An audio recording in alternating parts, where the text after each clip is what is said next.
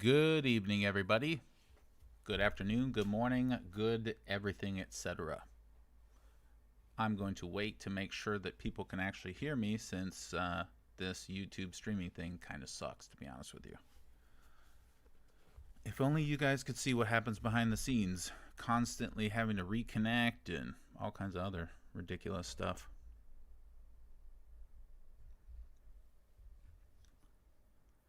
Nathan's cat is so handsome. God, that's true. Understatement of the century. GMLI, what's up? Longtime supporter. Welcome. All good. Good evening. Seems like people can hear me. How's it going? It's going all right. Honestly, it's not going great, as I'm sure you can imagine. I'm a little bit annoyed with everything that's happening in my country. I don't agree with people who are happy about what's happening in America. I understand why some people get a bit of a rush or a bit of a feeling of vindication, and that's understandable. But long term, we need to be shooting for as much peace as possible and as little chaos as possible. So obviously, we're going to talk about Trump and Twitter. I might talk about something else as well. I've got a dinner to go to after this, take a little bit of break. But I'll try to get to it. It's pretty quick. Just an article I noticed while I was preparing for this. Just a quick update about my health. I will be getting my follow-up scan next week. So personally, I'm pretty nervous about that. Long story short, regardless of what they say, I probably will need to get a surgery either then or soon for reasons that are kind of too boring to get into. But essentially, it's like, even if they say it's growing very slowly, I mean, what do I want to do? Get a surgery in 20 years when I'm old? So not excited about that. I do want to apologize, by the way, for all the tech difficulties. Most of this has nothing to do with real technology, and you technologists out there know what I'm talking about.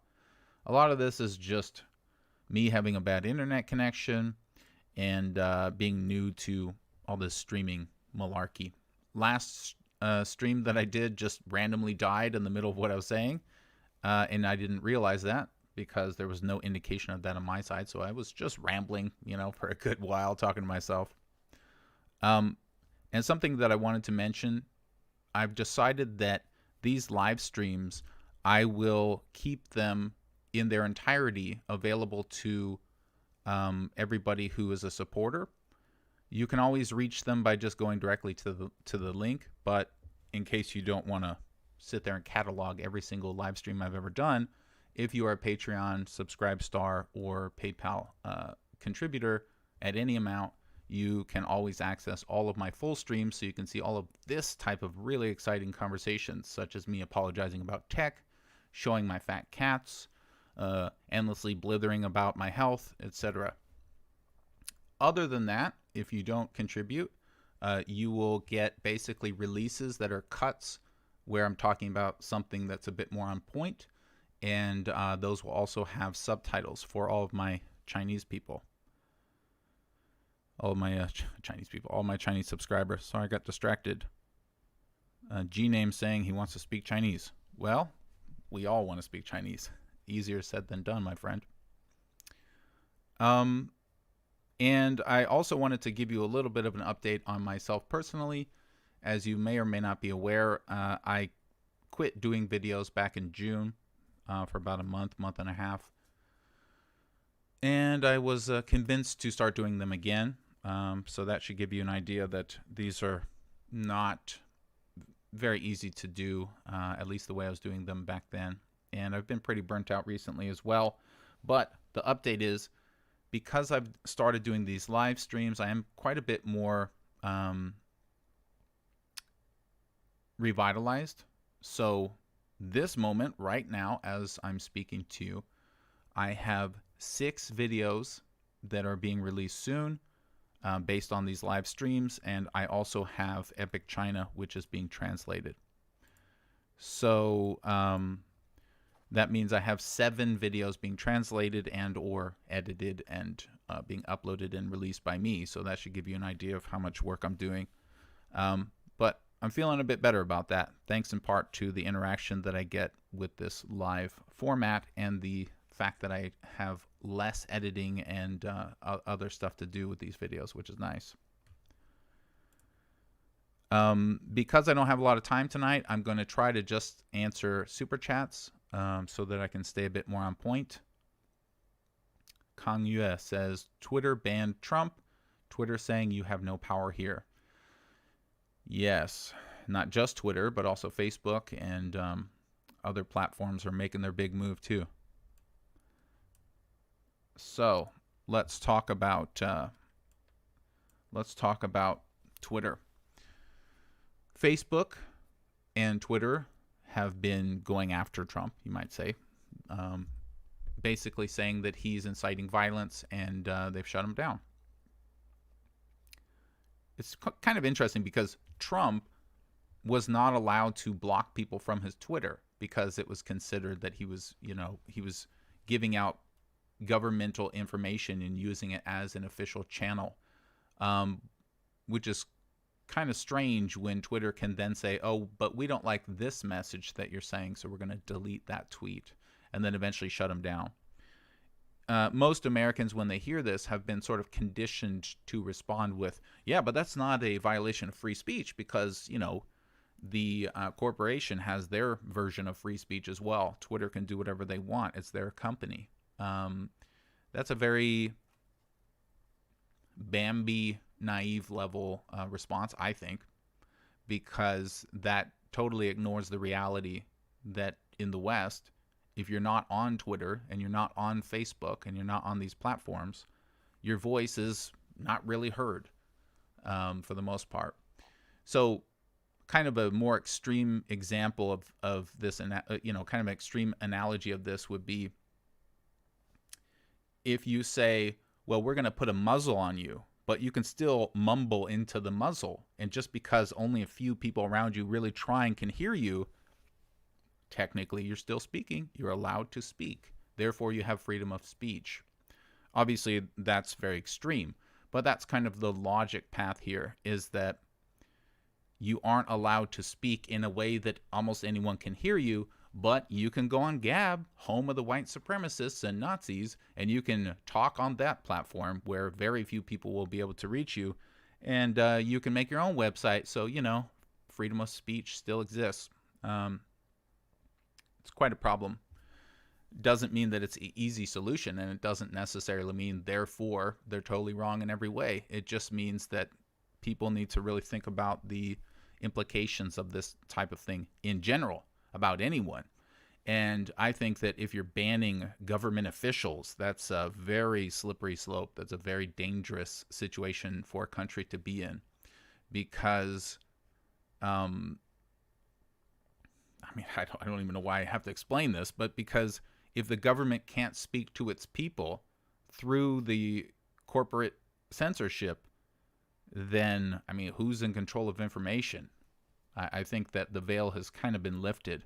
And at this point, it's not even really a left-wing, right-wing, Republican, Democrat, whatever type of issue. It's just really that you have people who weren't elected, people who are not in any way experienced politicians, running tech companies who now have a significant influence on politics in America.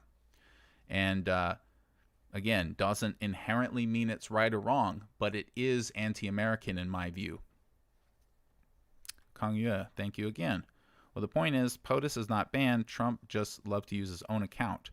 Well, I guess if Trump did want to talk crap, he can use POTUS. Yes, but interesting little fact, I believe that Trump tried to tweet something out on another account, and then that was also taken down. And let's take a look at this article real quick to see what I'm talking about. Oops, what am I doing? Sorry, not playing the game. So here we've got Twitter bans Trump. I'm sure you guys already know most of the details here, but there's a few things that are kind of interesting. Facebook. First, they did a suspension, and then they just extended it to an indefinite one. I mean, who the hell voted for Zuckerberg to be able to do that? Very bizarre. So he was banned temporarily in the midst of a riot. Riot? What do you mean? Those were pro-democracy freedom fighters having a peaceful demonstration. What do you mean, riot? That's weird. Due to the risk of further incitement of violence, here's Twitter safety announcing it. His most recent tweets were being interpreted as supporting the rioters. Again, rioters. What are you talking about? I don't... Who are these rioters you're talking about? According to the logic that we've applied to China, these people are just peaceful pro-democracy hippies. They aren't doing anything wrong. So I don't know why you keep calling them weird names. But this part's interesting. Plans for future armed protests had already been proliferating both on and off the platform, including a proposed attack on the U.S. Capitol and state capitol buildings on January 17th, which is about a week and a half from now. So I don't know what that's referring to, but isn't that so interesting that American platforms are saying, hey, if you try to negotiate or plan any kind of proposed attack, then we're going to remove you. And not only are we going to remove you, we're going to remove somebody who's prominent who may or may not even support that idea because we view them as a leader. Which is kind of interesting because the people who support this probably will look at Facebook being banned in China as some violation of free speech, when the whole reason it was banned is because people were coordinating terrorist attacks on Facebook, and Facebook refused to take those down. As I mentioned in my video called Why Facebook is Banned in China. So again, when China does it, it's a big affront to freedom of speech, and it's this big problem. But when America does it, hey, you know, they're rioters and they're inciting violence. So here's what I was talking about earlier. Trump later tweeted a statement from the POTUS account, and then it was deleted. And Twitter said, as we've said, using another account to try to evade a suspension is against our rules. So not only is his account banned, if they find that he is tweeting through someone else's account, they'll delete those tweets too. So it's not his account that's banned. He is banned from the platform. Okay? It's not like in the old days where your MySpace gets deleted or whatever and you just make another one and, you know, start over. He's not allowed to start over. Very interesting.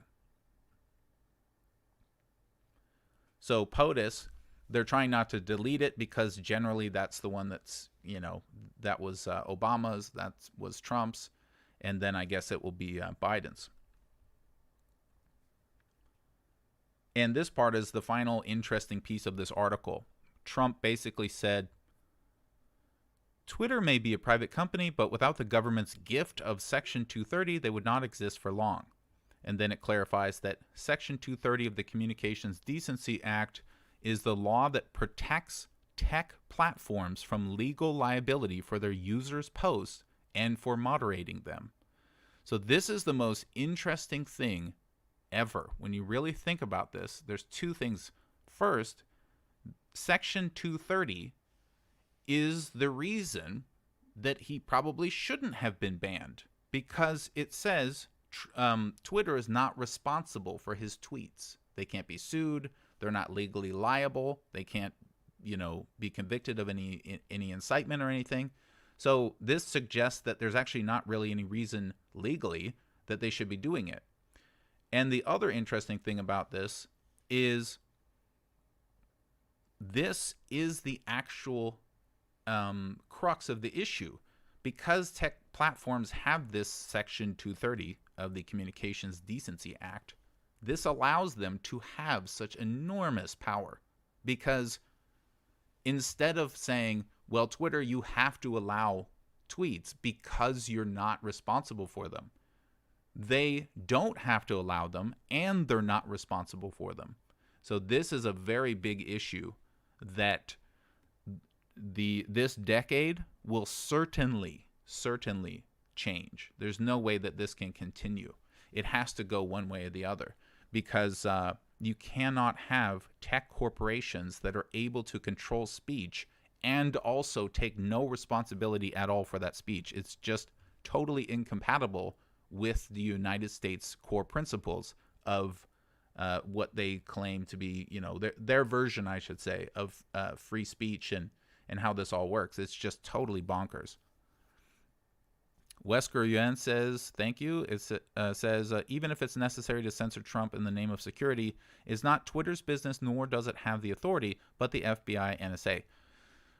Right. So not the FBI necessarily, but yes, I agree with what you're saying completely. And I was going to talk about that a little bit, which is that for all the people who say, yeah, but Twitter should be banning him because of, let's take the most extreme case. Let's say he just literally tweets, hey, let's start some violence, etc.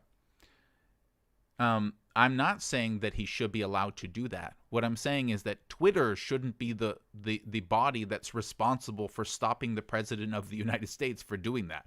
First of all, it should be him stopping himself. And if he doesn't do that, then there needs to be a part of the government that is responsible for this type of situation. And in the absence of that piece of the government taking responsibility, now, instead of that, we've got Twitter doing it. That's really what I'm saying. Not that he should be allowed to do that, but that if he isn't allowed to do that, it should definitely not be Twitter and Facebook making that decision. This is a very, very dangerous situation we're in now. Kangya, thanks again. Just because Trump presidency is about to end and seems people want him to reap what he had sowed and mute him for the stay at moral high ground. I agree. There's a lot of political motivations going on here. And it's too complicated for us to figure out every detail of everybody's argument. So I think that's why we have to, in the context of what's right for America, we have to take a look at what America professes to be and what should be done in the guidelines of what America wants to be. And if we want to have some semblance of freedom of speech, that's fine, that's great.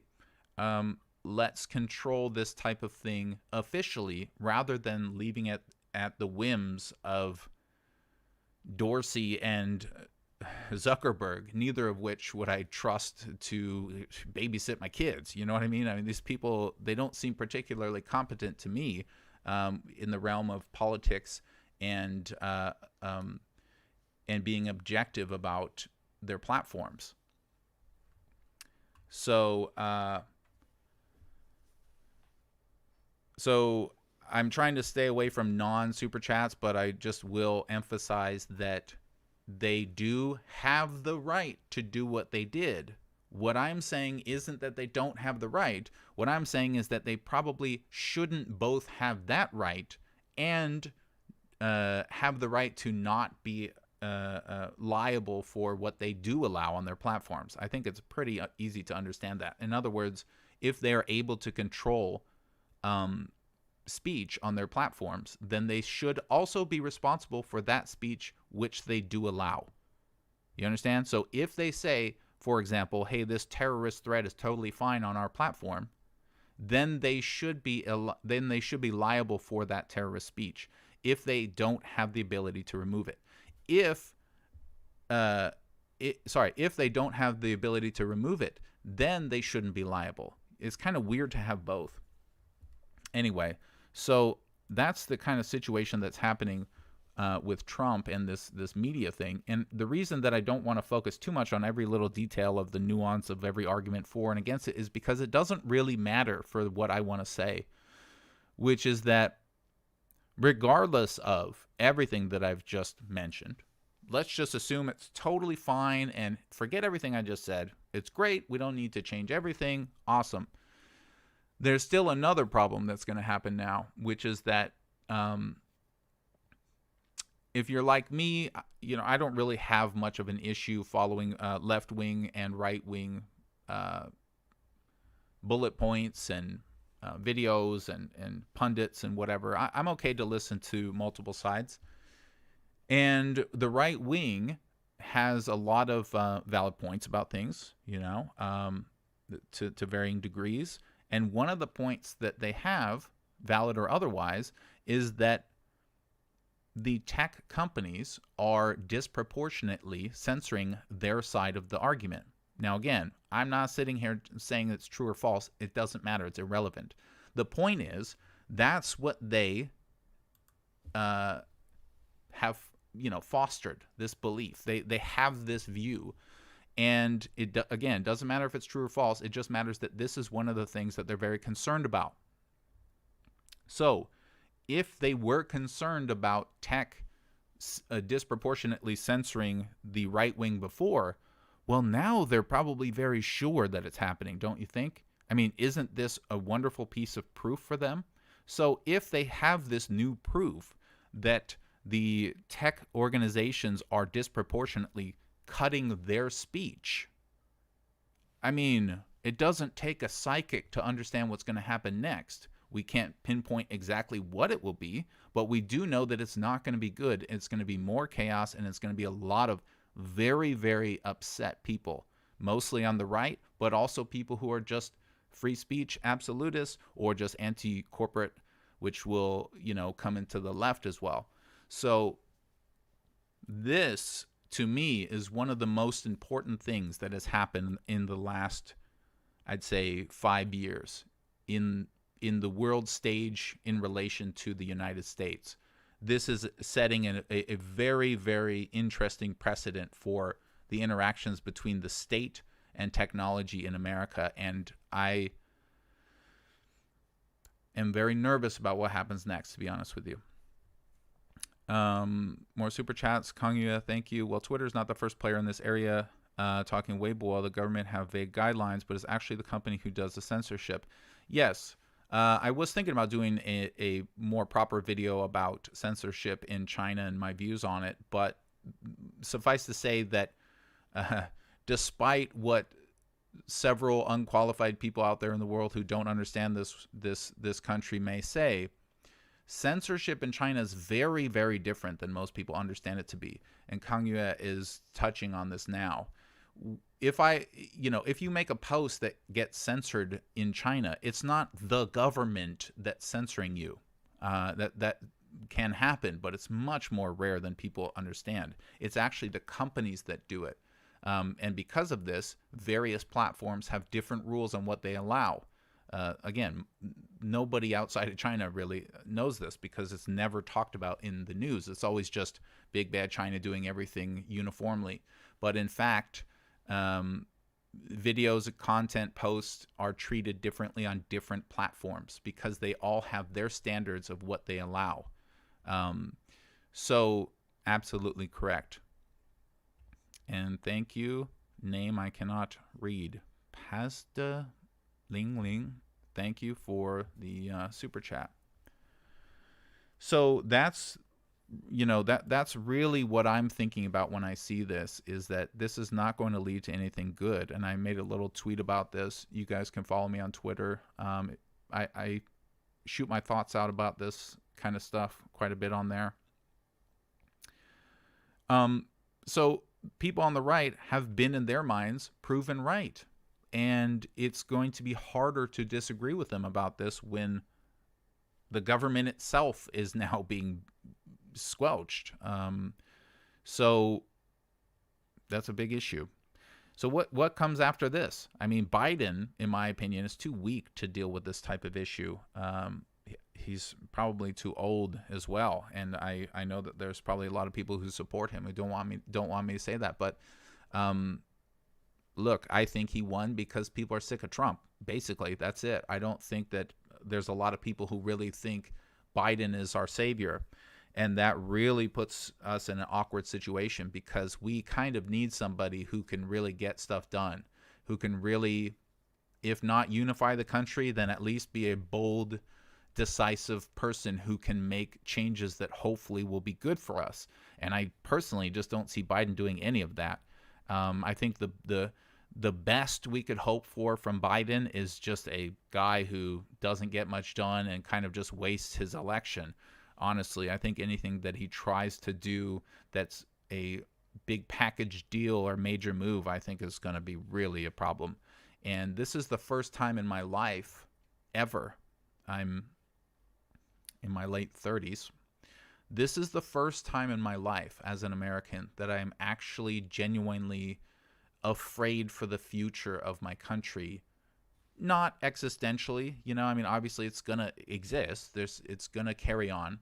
But I'm actually genuinely afraid for what's going to happen now, because there's not really a good configuration of events that will end up really great that I can see.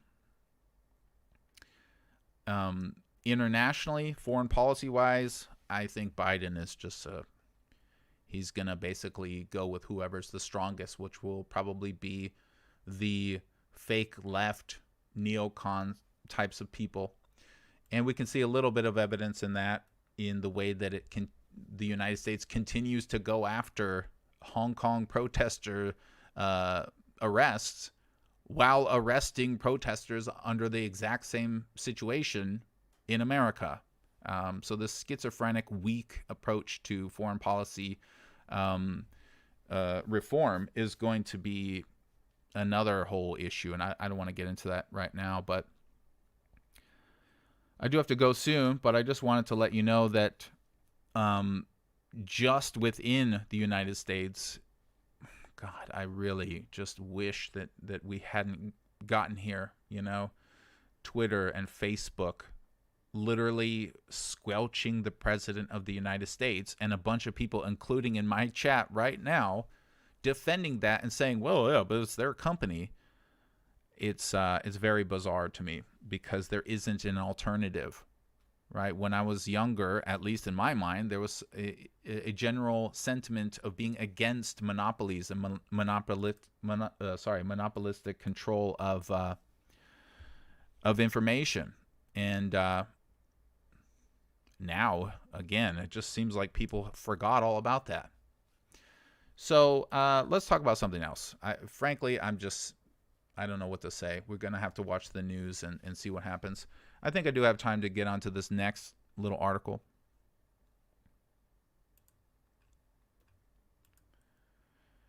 This is some good news for people who care about China.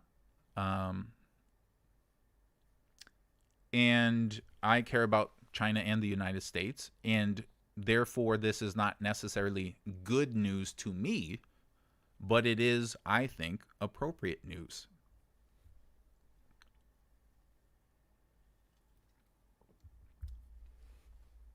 Hot off the presses, everybody. China hits back at foreign sanctions on Chinese companies and individuals. I won't go through this entire article because it's kind of boring, but I will just briefly go through it. Ministry of Commerce says new rules on unjustified extraterritorial application of foreign legislation take effect immediately. That's a mouthful. We'll get into it in a second. Order comes after the United States this week threatened new sanctions on Hong Kong and mainland China. Isn't that bizarre? Let's see what they want to sanction about. China on Saturday issued a new order to prohibit firms from complying with foreign laws banning transactions with Chinese companies and individuals effective immediately. What that means in normal English is China is now saying, hey, if you are getting ordered by the United States to not do transactions with other companies or individuals within China, well, too bad. You actually don't have to listen to them because they don't have sovereignty over China. We have sovereignty over China because we are China. Blah, blah, blah, blah, blah. They apply to circumstances that improperly prohibit or restrict Chinese individuals, companies, and institutions from conducting normal economic trade and related activities with parties from the third countries, according to the Ministry of Commerce. So that's just more clarification.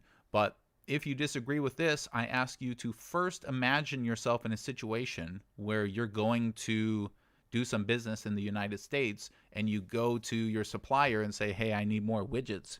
And they tell you, oh, sorry, China says that I can't do business with you. And then you say, yeah, but we're in America. Who cares what China says? And they go, yeah, I know, sorry, but China says I can't do business with you. That's the situation that people and companies are finding themselves in China, except reversed. Oh, I'm sorry, the United States of America on the other side of the world says we can't do business. So China, the government now, is doing something about that and basically saying, yeah, well, too bad. If it's not a violation of Chinese law, then you don't have to listen to the United States. And the rules were issued to defend national interests, avoid or mitigate the adverse impact on Chinese enterprises, and maintain the normal international economic and trade order, the ministry said. Good. Good for China. I mean, it's not good for American supremacist foreign policy, but it is good if you're if you're a Chinese business who wants to continue doing business without a international, a foreign country controlling you. I mean, this is just one of those things where I struggle so hard, and the few brain cells I have left, you know, the neurons are firing rapid fire, trying to figure out, like, how could somebody not understand how insane this is, that here in China, if you have a company and you want to do business with another company, the United States of America has a say in what you do. Bizarre. So for China, this is a good step in my opinion. So the authorities will assess whether the compliance violates international law and the basic norms of international relations and the possible impact on China's national sovereignty, security, and development interests. Which, of course, is, you know, this is how political bills and stuff are made. It's pretty vague, but the focus obviously is it actually illegal to do this trade in China? Is this internationally a norm? Is it violating international laws or not? In other words, whatever the U.S. says should mostly affect the U.S. We're in China, so what is it that we Chinese people want to do?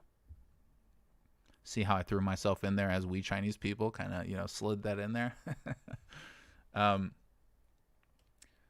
So this is the most interesting part. Okay? This is the most interesting part right here that most people won't really notice. Basically, if the conditions are met, the ministry will issue an injunction against recognition, enforcement, and compliance with the foreign laws and measures. The reporting process will be confidential if necessary. Think about what that means. This is the silver bullet to these weird trade restrictions that America's trying to push into China. What this says is, if you're a company that's going to deal with another company here in China, and the United States says you can't deal with that company because we don't want you to, China, the government, can say, well, no, actually you can, but you don't have to disclose that you still are, which means the United States will have no way to know that you're doing it in the first place, and they'll be forced to essentially abandon the idea that this very weird legislative imperialism is useful. This is the type of article that just seems so boring, doesn't it? I mean, look at this thing. I hate these types of articles personally as an individual, not doing these videos, not, you know, thinking about this whole stuff before my life was so involved with these types of issues. I would never read something like this. It's so boring. But wow, is this fascinating when you actually care about what's happening between America and China, because this is a silver bullet. This totally annihilates the, like I said, sort of legislative imperialism. Right here, this little clause, the reporting process will be confidential if necessary. Wow. And the rest of it is not super exciting, just kind of yammering. But that is very impressive to me. And this really goes to show you how China operates. Okay? This is such a I don't want to say typical because it's kind of outstanding in a way, but this is such a China way to respond, because what they do is they go, well, we don't really feel like attacking you. So what we're going to do is nullify your attack, right? China in general, right? There's always exceptions, but generally speaking, they don't like to yap about other countries and other peoples and get in everyone's faces and try to change laws in everyone else's countries. They kind of just like to culturally be themselves. And when you have the, America coming in to do this type of stuff, I mean, you have to have really competent lawmakers and politicians to really figure out, okay, how do we stop them from doing this to our country without, a big international hubbub, without a big international scare, without a big pushback, without conflict? Like, how do we just nullify this and carry on with our work? And this is just such a perfect example of how to do that. This is so good, actually, that when I read it, I thought, oh my God, that's genius. Like, I know that there's people out there who just want to hate China. That's fine. They're going to find a way to spin this.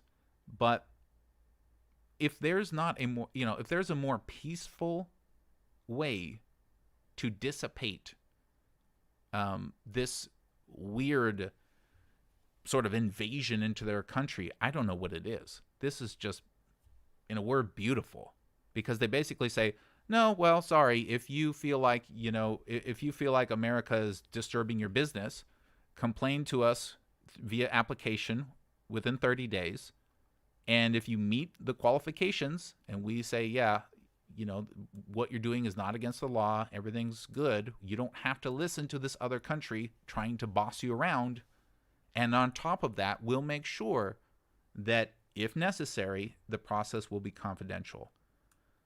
That is absolutely impressive. And honestly, what it makes me think of, and I hate to say this, when I look at the United States policies of late, these bills, these Hong Kong, anti-Hong Kong measures and all this stuff that America's trying to do, they just seem so primitive compared to this type of thing right here. And it honestly, I swear, this is not meant as a dig, but it honestly reminds me of the fact that, for the most part, Chinese politicians are people who are politicians. And maybe not for the most part, but a lot of American politicians seem to be people who are popular. And when you're popular, it's not necessarily guaranteed that you'll be able to figure out how to do this kind of thing. You might just end up going, there's protesters over in Hong Kong. Well, we're going to sanction people. Very blunt, very crude. So this is just an amazing tactical move by China that nobody's going to notice, honestly, because it's a totally unsexy article, but very impressive. And there's something in here about Hong Kong protesters being arrested. Oh, here we go. This little paragraph just seals it for me. Meanwhile, the United States this week threatened new sanctions on Hong Kong and mainland China over the arrest of more than 50 opposition politicians in a dawn raid. The United States is still trying to sanction China for arresting people who are trying to subvert the government. Meanwhile, in the United States, they are arresting people who are trying to subvert the government. It's just crazy to me. Anyway, guys, if there's no more super chats, I'm going to head out. Very quick stream, but I just had to talk a little bit about Trump and Twitter. Let you know how I see things. It's not really about any of the small details. It's really about what's the effect of this. And I am sure it will not be good. I'm sure of it. So how's everybody doing? Before I go, wow, a lot of chat going on.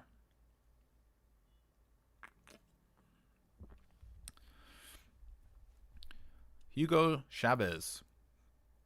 Is there any possibility at all of China supporting America's dissident right now that they're no longer incumbent? China supporting them. Well, that's a very complicated question.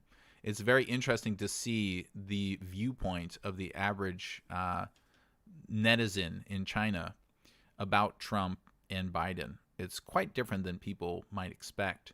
Even during the height of the trade war, if there is such a thing, if it's even gone down, even back then, most online Chinese people that I saw, they supported Trump because they tend to view him as a more, at least at that time, a more decisive, strong presence, which they can appreciate and relate to, as opposed to what I suspect they'll view Biden as, which is kind of a pushover.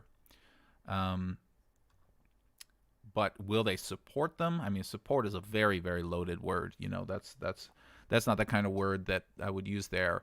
I know you don't have a lot of room to type in the chat there, but if you mean direct support, they shouldn't. Right?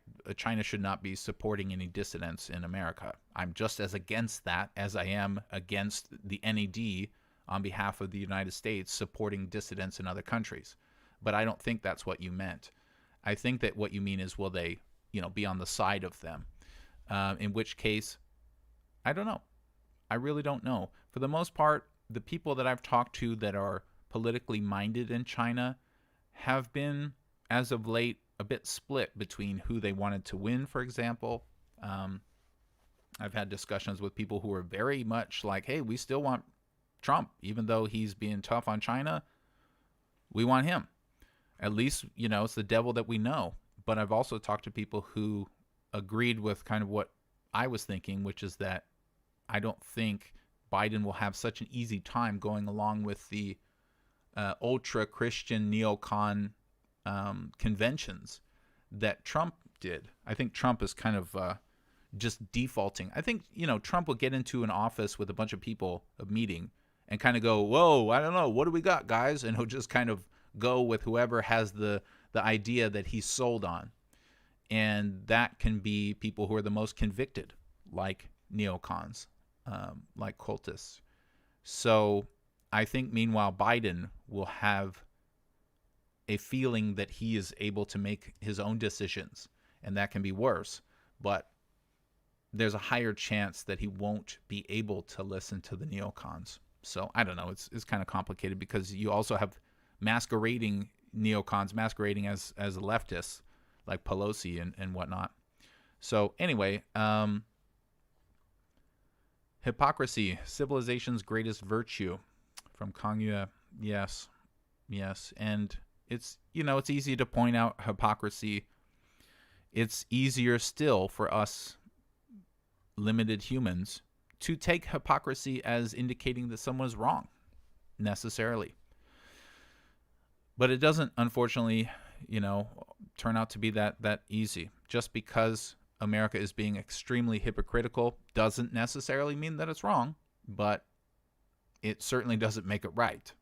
It's my hope that the United States can get back on track in some way or another, domestically and internationally. I think that we're really watching